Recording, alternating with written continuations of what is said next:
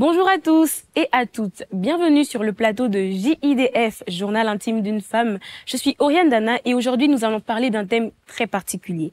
Est-ce qu'il vous est déjà arrivé de rencontrer des difficultés? Lorsque vous avez envie d'atteindre certains objectifs, est-ce qu'il vous est déjà arrivé de rencontrer des difficultés parce que vous n'avez pas la discipline nécessaire pour pouvoir atteindre le succès? Aujourd'hui, nous allons parler de la discipline du succès et je ne suis pas seule parce que je suis avec Ève Aniela. Bonjour, ça va Ève? Oui, je vais bien et toi? Oui, ça va, merci. Merci de nous honorer de ta présence sur le plateau du Journal intime d'une femme. Non, c'est moi qui suis honorée. Amen, gloire à Dieu. Alors Ève, on va commencer à parler de la discipline du succès. Pour toi, c'est quoi la discipline?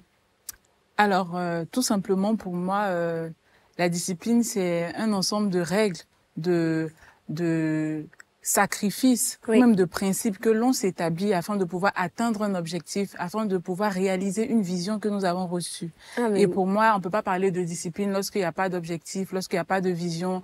On se discipline pourquoi? Oui, c'est ça. Donc, c'est un peu ça pour moi. J'aime bien ce que tu dis quand tu parles on ne peut pas parler de discipline sans parler de vision parce que sinon on n'a pas d'objectif clair, on n'a pas de but à atteindre. Donc c'est ce qui va vraiment forger le fait qu'on se mette une discipline parce qu'on sait que on a quelque chose à accomplir dans un temps donné, etc.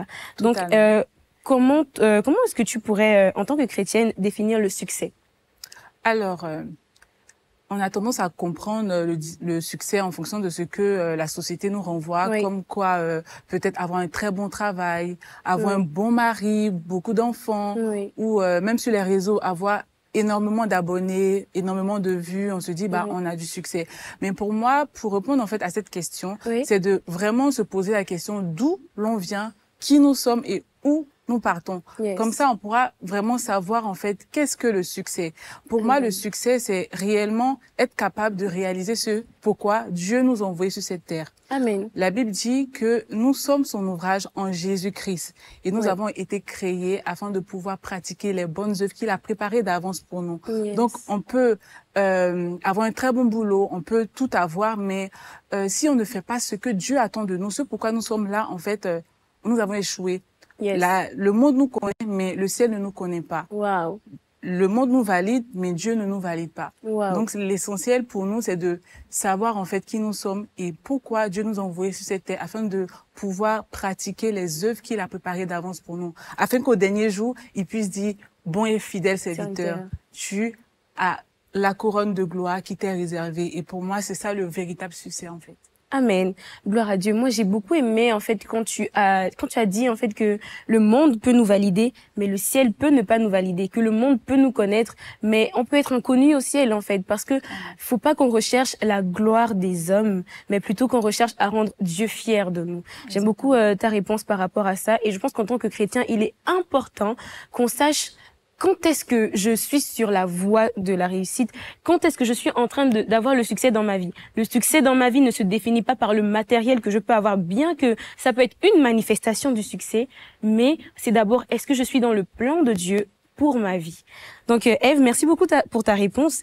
Quelle est pour toi l'importance de la discipline dans la vie d'une femme à succès ou même d'une future femme à succès? Alors, pour moi, la discipline pour une femme, c'est d'abord de savoir ce que l'on veut. Qu'est-ce que Dieu a prévu pour nous. Parce qu'en tant que femme, souvent, on est pressé par l'horloge biologique, on a envie d'aller vite, on est un peu pressé. Mais on prend pas suffisamment de temps pour savoir ce que Dieu a prévu pour moi, ce que Dieu veut que je réalise en tant que femme sur cette terre, afin de pouvoir me fixer des objectifs, de m'établir des règles selon les principes divins et de marcher selon ces objectifs afin de réaliser ce que Dieu a prévu pour moi. Et pour moi, c'est ça en fait. Pour une femme, elle doit d'abord identifier son appel, savoir ce que elle doit être amenée à faire, se fixer des objectifs et marcher selon l'esprit, et afin de pouvoir pleinement être heureuse elle-même. Donc, elle doit se fixer des objectifs en fonction de la volonté de Dieu pour sa vie, en fonction de sa mission de vie, de son appel, et justement la discipline qu'elle va se créer, qu'elle va se mettre, ce sera en fonction de cela. Parce que justement, on n'a pas tous la même destinée. Donc, n'ayant pas tous la même destinée, on n'a pas tous la même vision. N'ayant pas la même vision, on peut pas avoir les mêmes objectifs. Donc, pas la même discipline à s'imposer tous les jours. Est-ce que tu as particulièrement, toi, une expérience personnelle où tu as dû, avant de te fixer des objectifs, avoir d'abord l'aval de Dieu, la volonté de Dieu par rapport à ça? Totalement. Pour ma part, j'ai une belle expérience avec le Seigneur concernant mon parcours scolaire. Je suis quelqu'un qui quand même depuis mon jeune âge connaît le Seigneur et j'ai su intégrer le Seigneur dans mes études. Amen. Et lorsque j'étais dans les classes préparatoires, je savais pas en fait où rentrer. Et franchement, j'ai eu à rentrer dans l'intimité, de chercher Dieu réellement ce qu'il veut pour moi. Yes. Et en fait, il m'a demandé de passer un concours qui était peut-être inimaginable. Wow. Je ne pouvais pas passer ce concours parce que je ne fais pas la formation et c'est franchement des personnes très douées qui y arrivent. Et il m'a dit de partir. Et pour ça, il fallait que je me discipline en termes de prière parce qu'il faut que je sois capable de ne pas me décourager. Et lorsque je vois peut-être les meilleurs étudiants aller faire ces concours-là, moi, je me dis, mais qui suis-je? Et tout. Donc, non seulement la prière m'a permis de pouvoir rester constante dans mon travail et aussi d'être organisée. Oui. Donc, ça va connaître mes priorités, ne pas négliger certaines matières. Et quand je finis d'établir en fait toutes mes priorités et les objectifs, j'ai dû travailler mais vraiment, et avec la présence du Seigneur, avec la connexion avec le Saint-Esprit, il m'a orienté vers des personnes qui sont assez douées. Et vraiment, le jour de l'examen, je pense que j'étais accompagnée de l'esprit parce que je me suis préparée, je me suis disciplinée. Maintenant, le reste spirituellement et naturellement. Et naturellement, bien évidemment. Donc, ce jour, il faut bien écrire. Et vraiment, je sens que mon esprit était ouvert. Amen. J'avais eu une telle inspiration. Et je pense que vraiment, ça, c'était la main de Dieu. Donc, en plus de ma discipline, le Seigneur lui-même m'a donné l'occasion de pouvoir passer ces examens. Et vraiment, je les ai passés haut les mains. J'ai été boursière. Et par la grâce de Dieu, c'est ce qui fait que je suis en France aujourd'hui. Avec la discipline, le travail et surtout avec Dieu. Amen. Et, la bénédiction de Dieu n'est suivie d'aucun chagrin. Yes. Et ce choix-là aujourd'hui, je sens encore l'impact dans ma vie aujourd'hui. Amen. Gloire à Dieu. Et j'ai vraiment, c'est ce que j'avais envie de partager avec tout un chacun, de vraiment rester connecté à Dieu. Et quand Dieu vous donne une vision, sachez chercher sa face et travailler à cela pour que la vision que Dieu vous donne, ça puisse se réaliser dans cette génération. Amen. Gloire à Dieu. Moi, je retiens vraiment, il y a des mots que tu as dit, que je retiens. Tu as dit prière, Saint-Esprit, tu as dit travail, tu as dit discipline, tu as dit vision. Tu as dit aussi à la fin de chercher la face de Dieu.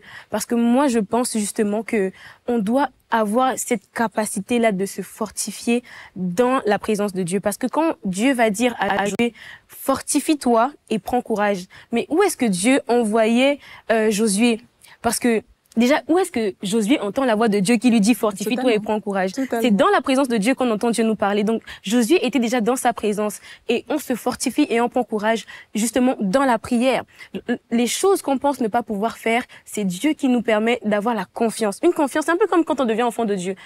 Il y a rien, il n'y a pas un nouveau certificat de naissance, mais à l'intérieur de toi, tu as cette conviction personnel que tu es devenu enfant de Dieu. C'est la même chose lorsqu'on prie et qu'on a des défis. Le Saint-Esprit vient. Et moi, c'est pour ça que j'ai beaucoup aimé quand tu as parlé du Saint-Esprit, parce que je pense que vraiment celui qui t'a conduit à cet examen, qui a permis justement que tu aies l'intelligence ouverte pour pouvoir avoir justement ton examen, c'est le Saint-Esprit. Parce il sait tout. Il est celui qui est, qui était, qui vient. Amen. Donc, franchement, merci beaucoup pour ta réponse. Alors, Ève, quelles sont les disciplines pour atteindre le succès? Parce que tout à l'heure, tu en parlais par rapport à ton examen, la prière, etc. Est-ce que ce sont les mêmes disciplines ou est-ce que tu veux plus en parler? Quelles sont les disciplines pour atteindre le succès? Pour moi, c'est la persévérance. Amen. C'est la persévérance parce que il y a tout pour être découragé, il y a tout pour abandonner.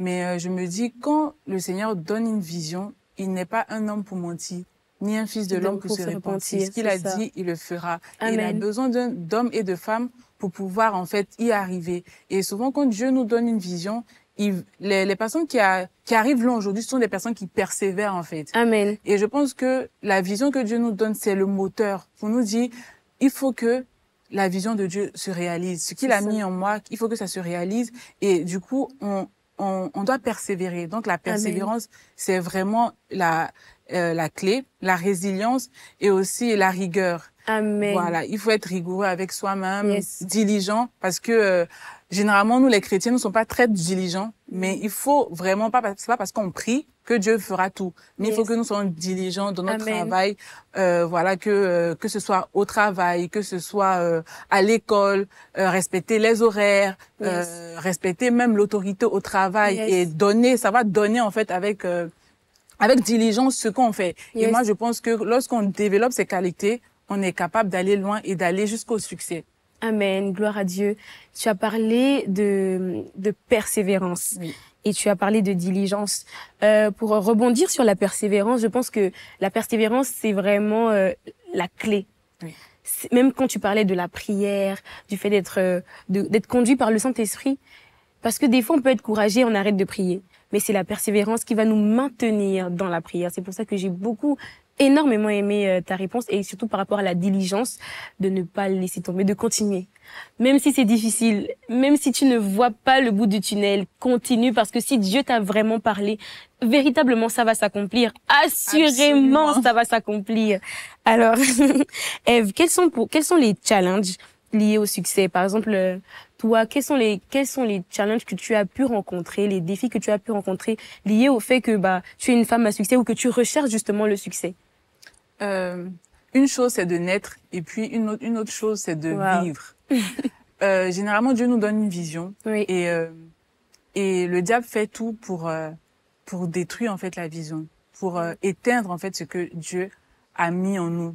Et souvent, on commence un projet et souvent on est découragé, souvent on n'arrive pas à aller jusqu'au bout. Mais moi, je dis toujours que mes rêves deviennent toujours réalité. Donc, pourquoi arrêter de rêver par la grâce de Dieu? Amen. Je continue de rêver et je pense que la difficulté, c'est de baisser les bras, de ne pas regarder à la vision que Dieu nous a donnée. Et je pense que si Dieu nous a choisis dans cette génération pour apporter, pour impacter, c'est que il a mis en nous les compétences nécessaires pour y arriver. Donc, il faut croire en nos capacités. Il faut vraiment compter sur la grâce de Dieu au quotidien afin qu'il renouvelle nos forces jour après jour. Et vraiment, c'est de garder le regard fixé sur l'objectif. Et quel que soit vents et marées, si tu as attaqué, c'est que derrière, il y a il y a quelque chose. Et le diable, c'est ce qu'il a fait pour Jésus. Il essayait de tuer Jésus quand il était encore bébé, parce qu'il savait que cet homme-là allait venir révolutionner en fait la terre. Il allait venir sauver des nations. C'est de cette même manière-là que Dieu nous a envoyé chacun de nous afin de révolutionner, afin d'impacter cette nation. Donc le diable fera tout pour nous décourager. Amen.